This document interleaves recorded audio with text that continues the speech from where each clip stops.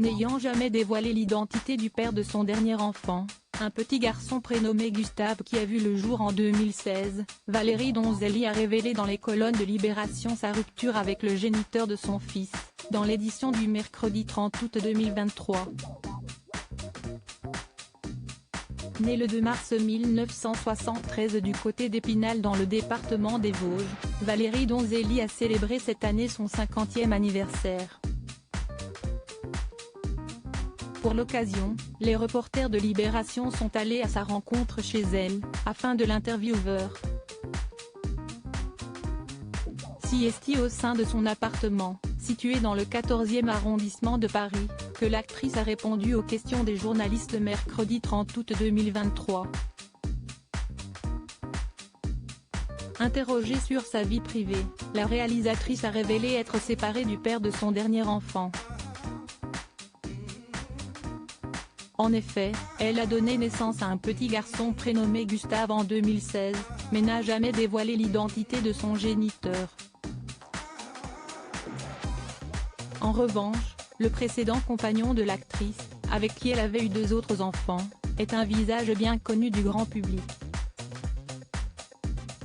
En effet, Valérie Donzelli fut en couple durant pas moins de 15 ans avec le comédien Jérémy El-Kaïmi. Pendant leur union, les 2 artistes ont donné naissance à un petit garçon baptisé Gabriel en 2002, qui s'est aujourd'hui lancé dans une carrière d'acteur comme ses parents.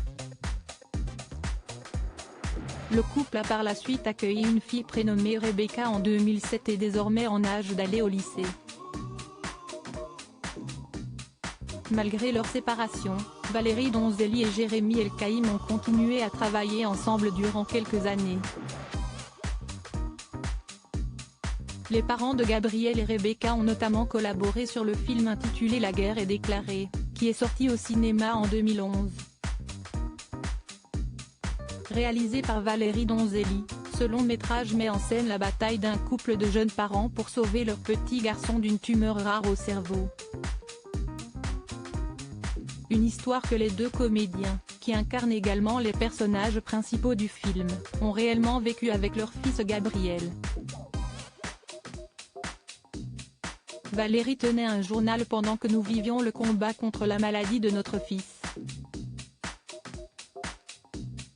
Il n'est pas donné à tout le monde de vivre des aventures aussi intenses que celle-ci.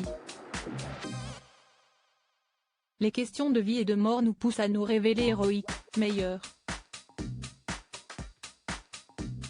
Nous à l'époque, on l'avait presque vécu comme une chance, un travail, avait notamment indiqué Jérémy El-Kaïmi au micro d'Allociné. Juliette, je n'avais aucune envie de l'incarner au départ car elle était personnellement très proche de moi, et surtout, c'était un rôle très émotionnel. J'avais peur d'être mauvaise, et impudique, comme je n'arrivais pas à donner ce couple à jouer à d'autres, je me suis finalement dit, si est plus simple, je vais jouer Juliette, avait précisé Valérie Donzelli à l'époque.